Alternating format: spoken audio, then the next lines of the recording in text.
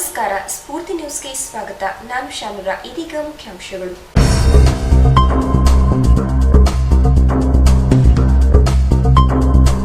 ಸಾಗರದ ಶ್ರೀ ಮಾರಿಕಾಂಬಾ ದೇವಾಲಯ ಮುಜರಾಯಿ ಇಲಾಖೆಗೆ ಸೇರ್ಪಡಿಸಿ ಹೊರಡಿಸಿದ ಸರ್ಕಾರದ ಆದೇಶ ವಾಪಸಾತಿಗೆ ಆಗ್ರಹಿಸಿ ದೇವಸ್ಥಾನ ಆಡಳಿತ ಸಮಿತಿ ಹಾಗೂ ಭಕ್ತರಿಂದ ಸಹಾಯಕ ಆಯುಕ್ತರ ಮೂಲಕ ಜಿಲ್ಲಾಧಿಕಾರಿಗಳಿಗೆ ಮನವಿ.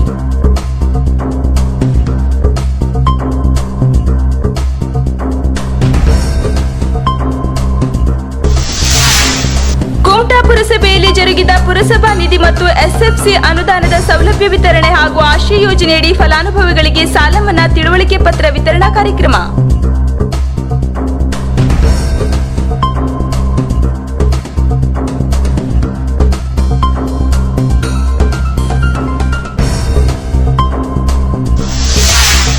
ಖ್ಯಾತ ಗೋಕತಾ ವಾಗ್ಮಿ ಮೊಹಮ್ಮದ್ ಫೈಜ್ ಖಾನ್ ಅವರಿಂದ ಉತ್ತರ ಕನ್ನಡ ಜಿಲ್ಲಾ ಸಂಚಾರ. ಸೋಮವಾರ ಕರ್ಕಿಯ ಶ್ರೀ ಜ್ಞಾನೇಶ್ವರ ಮಠಕ್ಕೆ ಭೇಟಿ, ಅವರಿಂದ ಗೋಶಾಲಾ ವೀಕ್ಷಣೆ.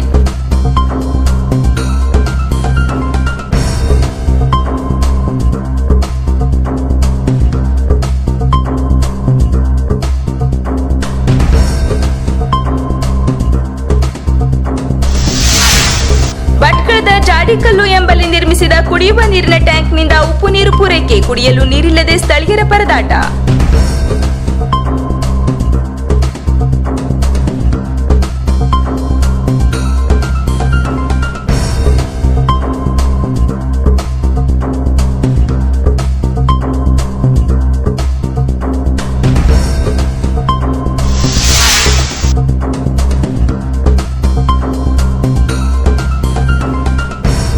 ಶ್ರೀ ಮಾರಿಕಾಂಬಾ ದೇವಾಲಯವನ್ನು ಮುಜರಾಯಿ ಇಲಾಖೆಗೆ ಸೇರ್ಪಡಿಸಿ ಹೊರಡಿಸಿದ ಸರ್ಕಾರದ ಆದೇಶವನ್ನು ವಾಪಸ್ ಪಡೆಯುವಂತೆ ಆಗ್ರಹಿಸಿ ಆಡಳಿತ ಸಮಿತಿ ಹಾಗೂ ಭಕ್ತರಿಂದ ಸಹಾಯಕ ಆಯುಕ್ತರಿಗೆ ಮನವಿ ಸಲ್ಲಿಸಲಾಯಿತು.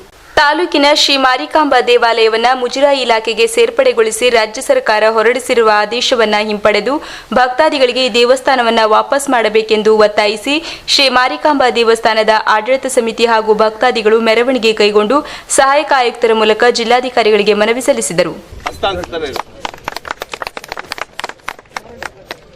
ಈ ಕುರಿತು ದೇವಸ್ಥಾನದ ಆಡಳಿತ ಸಮಿತಿಯ ಕೋಶಾಧ್ಯಕ್ಷರಾದ ನಾಗೇಂದ್ರ ಕುಮಟಾ ಅವರು ನಮ್ಮ ಮಾಧ್ಯಮದೊಂದಿಗೆ ಮಾತನಾಡಿ, ಶ್ರೀ ಮಾರಿಕಾಂಬಾ ದೇವಾಲಯವನ್ನ ಯಾವುದೇ ಕಾರಣಕ್ಕೂ ಮುಜರಾಯಿ ಇಲಾಖೆಗೆ ಸೇರ್ಪಡೆಗೊಳಿಸಲು ಸಮ್ಮತಿಸುವುದಿಲ್ಲ. ಹಾಗಾಗಿ ನಾವು ಸಾಂಕೇತಿಕವಾಗಿ ಇಂದು ಪ್ರತಿಭಟನೆ ಕೈಗೊಂಡಿದ್ದೇವೆ. ದೇವಸ್ಥಾನವನ್ನ ತನ್ನ ವಶಕ್ಕೆ ಪಡೆಯಲು ಮುಜರಾಯಿ ಇಲಾಖೆ ನೀಡುತ್ತಿರುವ ಕಾರಣ ಸೂಕ್ತವಲ್ಲ. ಈ ಹಿಂದೆ ಜಾತ್ರೆಯ ಸಂಭ್ರಮದಲ್ಲಿದ್ದ ನಮಗೆ ಇಲಾಖೆ 4 ವರ್ಷಗಳ ಹಿಂದಿನ ಲೆಕ್ಕಪತ್ರಗಳ ದಾಖಲೆ ಕೇಳಿತ್ತು.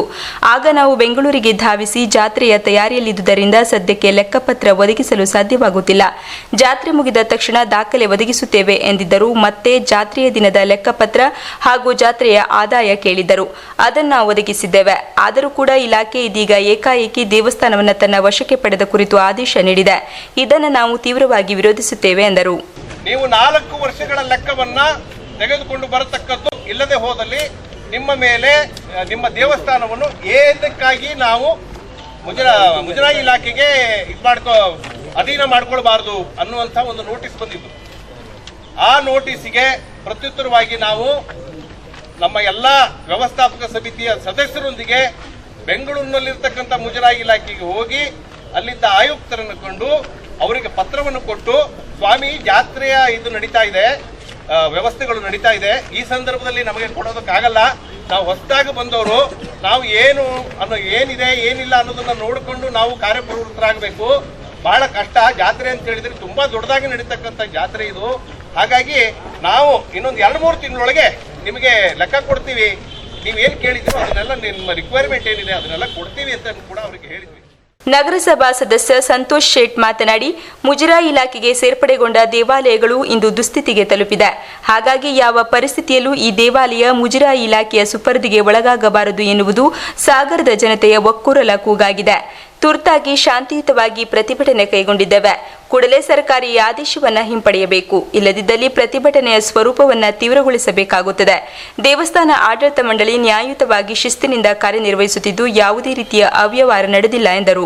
ಆದಷ್ಟು ಬೇಗ ಸರ್ಕಾರ ಮತ್ತು ಅಧಿಕಾರಿಗಳು ಈ ವಿಷಯದಲ್ಲಿ ಸರಿಯಾದ ರೀತಿಯ ಒಂದು ಸೂಕ್ತ ಕ್ರಮವನ್ನು ಕೈಗೊಳ್ಳದೆ ಹೋದರೆ ಮುಂದಿನ ದಿನಗಳಲ್ಲಿ ಇದೊಂದು ದೊಡ್ಡ ಬೃಹತ್ ಪ್ರತಿಭಟನಾ ಮೆರವಣಿಗೆ ಮಾಡಲಿಕ್ಕೆ ಕೂಡ, ಹೋರಾಟನ ಮಾಡಲಿಕ್ಕೆ ಕೂಡ ನಾವು ಹಿಂಜರಿಯೋದಿಲ್ಲ ಅಂತಕ್ಕಂಥ ಮಾತನ್ನು ಹೇಳಲಿಕ್ಕೆ ಇಷ್ಟಪಡ್ತೇನೆ.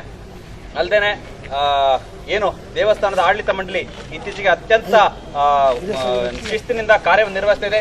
ಎಲ್ಲ ಲೆಕ್ಕಾಚಾರಗಳು, ಬ್ಯಾಲೆನ್ಸ್ ಶೀಟ್ಗಳು ತಯಾರಾಗಿದೆ. ಆ ತರದ ಯಾವುದೇ ಮಿಥ್ಯಗಳು ಸರ್ಕಾರದ ಮಟ್ಟದಲ್ಲಿ ಇದ್ರೆ ಅದನ್ನೆಲ್ಲ ದಯಮಾಡಿ ತಾವು ವಸ್ತುಸ್ಥಿತಿಯನ್ನ ಪರಿಶೀಲಿಸಿ ಈ ಬಗ್ಗೆ ಕ್ರಮವನ್ನು ಕೈಗೊಳ್ಳಬೇಕು. ನಮ್ಮೆಲ್ಲ ಹಿರಿಯ ನಾಯಕರು ಮಾತಾಡಿದ್ದಾರೆ. ಯಾವುದೇ ಕಾರಣಕ್ಕೂ ಕೂಡ ನಾವು ಸಾಗರದ ಜನತೆ ಈ ನಿರ್ಧಾರವನ್ನು ಒಪ್ಕೊಳ್ಳಲ್ಲ. ತತ್ಕ್ಷಣದಲ್ಲಿ ಇದನ್ನ ವಾಪಸ್ ಪಡೆಯುವಂತಾಗಬೇಕು. ಇಲ್ಲದಿದ್ರೆ ಯಾವುದೇ ರೀತಿಯ ಕಾನೂನು ಹೋರಾಟಕ್ಕೂ ಕೂಡ ನಾವೆಲ್ಲರೂ ಬದ್ಧರಾಗಿದ್ದೇವೆ ಅಂತಕ್ಕಂಥ ಮಾತನ್ನು ಹೇಳ್ತಾ ಈ ಸಂದರ್ಭದಲ್ಲಿ ದೇವಸ್ಥಾನ ಆಡಳಿತ ಸಮಿತಿಯ ಸದಸ್ಯರು ಹಾಗೂ ಅಪಾರ ಸಂಖ್ಯೆಯ ಭಕ್ತರು ಪಾಲ್ಗೊಂಡಿದ್ದರು.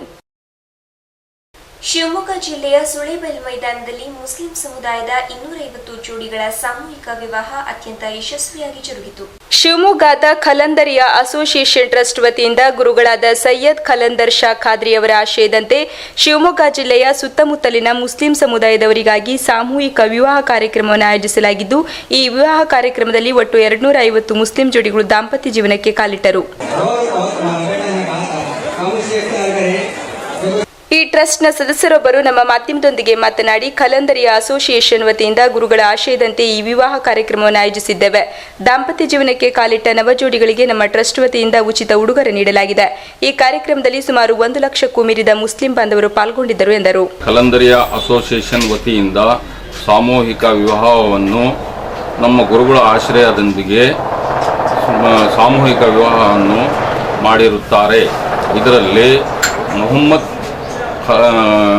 ಅನ್ವರ್ ಸಾಹೇಬರ ನೇತೃತ್ವದಲ್ಲಿ ಈ ಕಾರ್ಯಕ್ರಮವನ್ನು ವಿಜೃಂಭಣೆಯಿಂದ ಶಿವಮೊಗ್ಗದ ಸೂಳೆಬೈಲ್ ಮೈದಾನದಲ್ಲಿ ನಡೆದಿರುತ್ತದೆ ಮತ್ತು ಖಲಂದರಿಯ ಅಸೋಸಿಯೇಷನ್ ಶಿವಮೊಗ್ಗ ಇವರ ವತಿಯಿಂದ ವಿವಾಹ ಆದ ದಂಪತಿಗಳಿಗೆ ಉಡುಗೊರೆಯನ್ನು ಉಚಿತವಾಗಿ ಖಲಂದರಿಯ ಅಸೋಸಿಯೇಷನ್ ಶಿವಮೊಗ್ಗ ಇವರು ಕೊಡುಗೆಯಾಗಿ ಕೊಟ್ಟಿರುತ್ತಾರೆ. ನವಜೀವನಕ್ಕೆ ಕಾಲಿಟ್ಟ ನವವಧುವರರಿಗೆ ಅವರ ಕುಟುಂಬ ವರ್ಗದವರು, ಬಂಧು ಮಿತ್ರರು ಆಗಮಿಸಿ ಉಡುಗೊರೆ ನೀಡಿ ಶುಭ ಹಾರೈಸಿದರು. ಇದೀಗ ಒಂದು ಬ್ರೇಕ್ನ ನಂತರ ಸ್ಫೂರ್ತಿ ನ್ಯೂಸ್ ಮುಂದುವರೆಯುವುದು.